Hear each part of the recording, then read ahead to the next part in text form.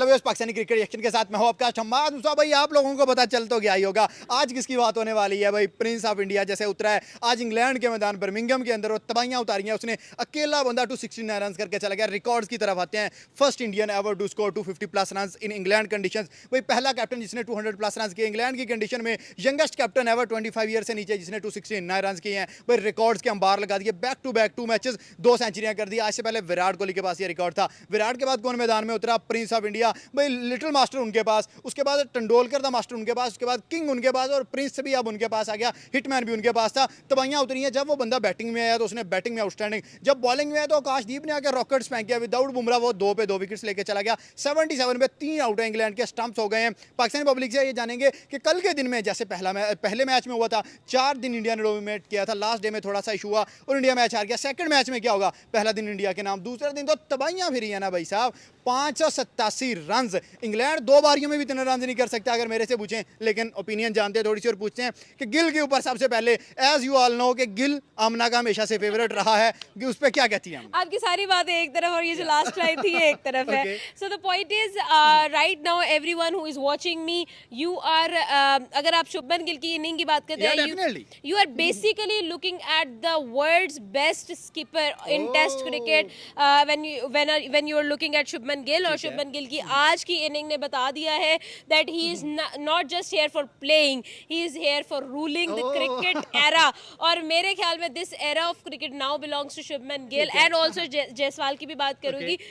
These two guys have won my heart like more than one time and so many times उन्होंने हमें astonish किया, हमें stun किया है कि भाई साहब ये क्या हो रहा है, what is actually happening in the cricketing world. सबसे पहले शुभमन गिल को हम सलूट करते हैं जिस तरह की परफॉर्मेंस दी है और ये रिकॉर्ड कायम कर दिया उसने पूरी दुनिया में 269 एवर स्कोर जी 269 का उसने स्कोर किया। बड़े बड़े उसने प्लेयर को पीछे छोड़ के आगे आया है। वो क्यों उसने ऐसे किया? क्योंकि विराट कोहली और रोहित शर्मा के साये के नीचे से निकला हुआ है। इसलिए आईपीएल का जो भी टैलेंट है वो नंबर 1 है। तो शुभमन गिल ने जो परफॉर्मेंस दिया है इस टाइम उसने इंग्लैंड की ना टांगे कांपने पे मजबूर कर दी हैं। ठीक है, जबरदस्त हो गया। सर शुभमन गिल के ऊपर कोई वर्ड्स हो जाए? देखिए पहले तो बात करेंगे 269 कहना बहुत आसान है लेकिन करना बहुत मुश्किल है। 3 सेंचुरियां लगती हैं हाथों में खलियां पड़ जाती है जो अगर कोई पिच पे इतनी देर खड़ा होकर स्कोर इतना कर रहा है तो बिल्कुल हैट्स ऑफ है बंदे के लिए। बहुत अच्छी मेहनत की और एज ए कैप्टन उन्होंने बताया कि उनको सही चुना गया और उन्होंने उसकी एबिलिटी अपनी जाहिर करवाई को भाई सही प्रूव कर दिया। बिल्कुल डिसीजन को सही प्रूव किया है। और वो भी इंग्लैंड में आके किसी के घर में घुस के खेलना और बहुत मुश्किल होता है। दूसरी तरफ अगर इंग्लैंड की देखी जाए तो इंग्लैंड की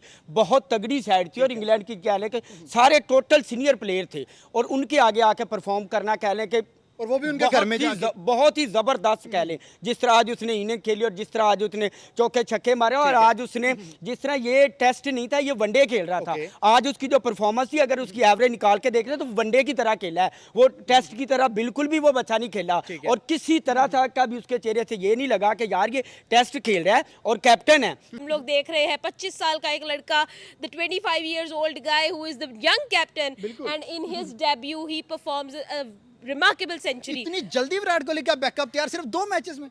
नहीं देखिए मेरी बात सुने, ऐसा है द किंग इज किंग और king will always be the king. Virat Kohli का बैकअप नहीं है ये एक नया दौर है, एक नई क्रिकेट है एंड हर दौर के साथ जो स्टार्स हैं वो बनते जाते हैं लेकिन पुराने स्टार्स की वैल्यू वही रहती है। Shubman Gill is the new star और आप उसको आसमान में सबसे ज्यादा चमकता हुआ देखेंगे और आज वो चमक कर दिखाया है उसने। और मेरे ख्याल से जिस तरह से उसने सिर्फ और सिर्फ 2 मैचेस में क्लियर कट बता दिया है कि वो आया क्यों है। Intentions are clear and you have to believe this कि this is going to be the greatest India ever. अगर हम टेस्ट की बात करें इवन के हम ओडीआई की, ये लड़का ओडीआई का रूलर था, नंबर 1 अभी भी है। he is the number 1 batsman in ODI cricket and still he is performing super well when we talk about test. और टेस्ट के अंदर इतना कंसिस्टेंट परफॉर्मेंस देना, मुझे अभी भी याद है कि स्टिल अगर हम लोग बात करें तो उसका टेस्ट रिकॉर्ड इतना बुरा नहीं है। इसने हमेशा अपने कंट्रीब्यूशन उसका सेना कंट्रीज में थोड़ा सा डाउन था रिकॉर्ड 26 मैचेस से। आज से पहले कोई सेंचुरी नहीं थी लेकिन उसके बाद 2 मैचेस 2 सेंचुरी। अब देख लें, अब आप मैं खुद ये सोच रही थी कि पीपल आर एक्चुअली सेइंग कि भाई सीना में उसका रिकॉर्ड था। उसने मेरे ख्याल में उन लोगों को चुप करा दिया हुआ है। एवरी सिंगल डाउट जो उसके खिलाफ उठ रहे थे कि भाई he doesn't deserve a test captaincy in this age और मतलब लेकिन हमने ये देखा कि भाई वो एक स्किपर है, उसके पास बहुत सारी टेंशन है देखने के लिए, but still he ruled and he actually ruled the way he should. और इंडिया की लेगेसी को मेंटेन करने के लिए हमने एक टाइम था, मुझे अभी भी याद है, I don't remember, I think Sunil Gavaskar का इंटरव्यू था व्हेन वी वर अभी रिसेंटली मेरे exactly I know Sunil Gavaskar का एक इंटरव्यू मैंने देखा था जिसमें और वो पुराना इंटरव्यू था, नया इंटरव्यू नहीं था, लेटेस्ट नहीं था, बहुत पुराना इंटरव्यू था, when he said watching Virat Kohli and Rohit Sharma when they were young in test cricket कि we are looking at the new stars of cricket। और अब मुझे लगता है कि यही सेम स्टेटमेंट शुभमन गिल और यशस्वी जायसवाल के लिए होनी चाहिए।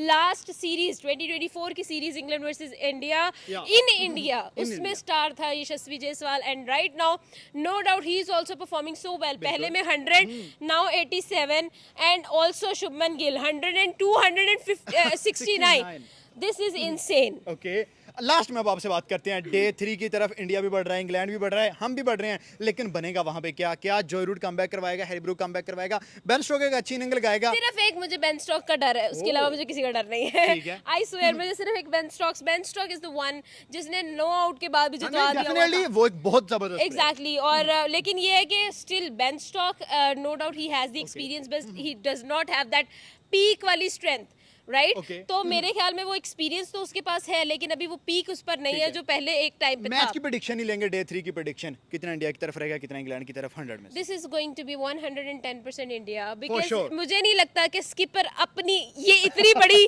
रिमार्केबल इनिंग को रायगा जाने देंगे। पहले मैच पे जिस तरह से ट्रोल हो रहा था इंडिया के वो हार गए ये वो, इंडिया ऐसे ही करता है, इंडिया हमेशा अपनी चीजें छुपा के रखता है और आगे आने वाले फिर टाइम पे बताता है जिस तरह उन्होंने अभी बताया। सर लग रहा था 114 स्कोर पे कल स्टंप्स हुए थे, आज के दिन में आके 155 रन ऐड किए हैं शुभमन गिल ने। आपको आइडिया था कि जब डे चेंज होगा तो भाई इस बंदे का जो लेवल ऑफ प्लेइंग है वो सेम रहेगा? भाई बात तो कि जब पहला मैच इंडिया हारा है ना तो इंग्लैंड वाले बाकी बहुत से लोग थे ट्रोल करना शुरू हो गए थे, यार इंडिया फारक हो गई, इसमें रोहित नहीं है, इसमें विराट नहीं है, टीम खत्म हो गई, माइनस हो गई, 0 हो गया। पर जैसे कम बैक किया इंडिया ने दूसरी इनिंग में, मैं कहता हूँ तबाही मचा दिया। शुभमन गिल की बात कीजिए, वो वैसे भी कैप्टन था, उसके बाद कैप्टन ने साबित किया कि मैं कैप्टन हूँ। आने वाले IPL का जितना टैलेंट निकल गया इसको देख के वो क्रिकेट खेलना शुरू जबरदस्त हो गया। मैं कहता हूँ कमाल कर दिया सर। पहले बैटिंग में तबाही उतारी, फिर बॉलिंग में एज अ कैप्टन जब आए हैं भैया आके 20 स्कोर पे 3 आउट भी करवा दिए, स्टंप्स हो गए हैं, 3 ही आउट है। क्या लग रहा है कल इंडिया इंग्लैंड को कितने रन तक रोकेगा? देखिए जहाँ पे मोहम्मद सिराज खड़ा हुआ है, आकाश खड़ा हुआ है, वहाँ पे मुझे नहीं लगता कि कोई प्लेयर आगे खड़ा हो पाएगा, लेकिन थोड़ा बहुत मैच हमें देखने को मिलेगा, लेकिन मुझे नहीं लगता कि 300-350 से ऊपर जाने वाला है। मतलब मैच इंडिया वन साइडेड करके वन साइडेड मैच खेला जाएगा और मोहम्मद सिराज कल जो है आपको कोई 3 से 4 विकेट लेता हुआ नजर आएगा। जबरदस्त। सर रिवेंज जो है सारे निकाल के रख दिया टीम इंडिया ने, अब कोई कसर बाकी तो नहीं रही? इंग्लैंड वाले को बात तो नहीं करेंगे यार, बस वाइट वॉश करना बाकी रह कि इंडिया ने वो उनको कर देना है, वो कर देना है, वो कर देना, बाकी सारी तबाही होगी। चलो सर मुझे लास्ट में ये बता दें कि जब इंडिया दोबारा सेकंड इनिंग में दोबारा बैटिंग में, पहली बात तो ये है कि आएगा या फिर इंग्लैंड को 2 दफा इसी बैटिंग में आउट कर देंगे? उम्मीद तो बड़ी है कि इसी बैटिंग में इनको फारक कर देगा, क्योंकि इस टाइम जो ना इंग्लैंड की बात की, इंग्लैंड वो टीम है जिसने पूरी दुनिया को क्रिकेट सिखाई है, पर अब इंडिया सिखा रहा है इंडिया उनको सिखा रहा है घर में जाके, वो भी बिल्कुल ऐसे ही। चले सर आप मुझे लास्ट ये बता दें, टेस्ट मैच इंडिया जीत गया या कुछ रह गया बाकी? जीत गए हुए हैं, अब तो गेम कुछ डन खत्म हो गया, इससे आगे अब क्या दें, रिकॉर्ड बनाई पकड़ जाए। लें या कहानी इधर से पकड़ लें, बात है इंडिया मैच जीत गया। मैच जीत गया, मैच जीत गया। Thank you sir.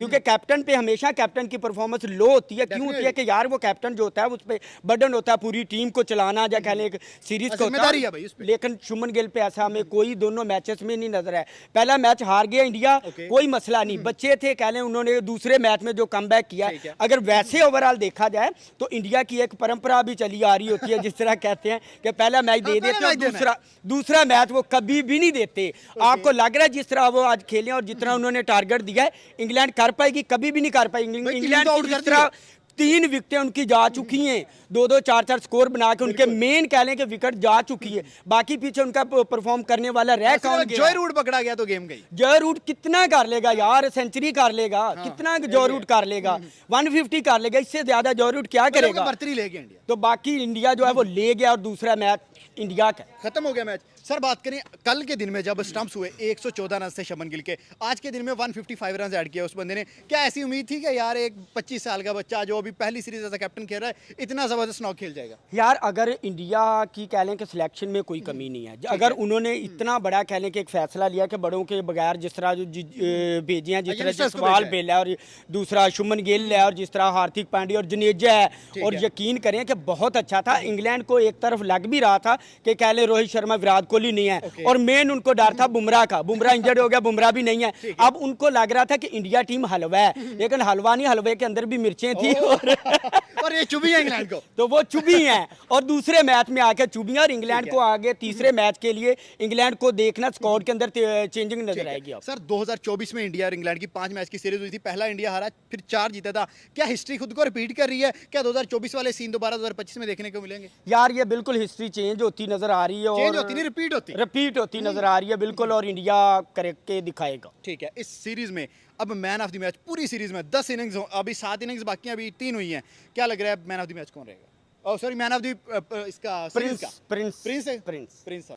यार शुभमन गिल ने कह लें कि किसी तरह का कोई प्रेशर नहीं लिया, कि हमें लग रहा था कि विराट कोहली नहीं है, जसप्रीत बुमराह नहीं है, और कह लें रोहित शर्मा नहीं है, बड़े बड़े कह लें जो इंडिया टीम के नाम थे टेस्ट के अंदर वो बिल्कुल भी नहीं थे, और शुभमन गिल कह लें कि पहले ही कह लें कि डेब्यू किया, और उसके अंदर कह लें दोनों मैचेस में जिस तरह उसने सेंचुरी किया, पहले में सेंचुरी की, दूसरे में डबल सेंचुरी की, और कैप्टनसी के साथ परफॉर्म करना बहुत ही मुश्किल ऐसा होता है प्लेयर के लिए।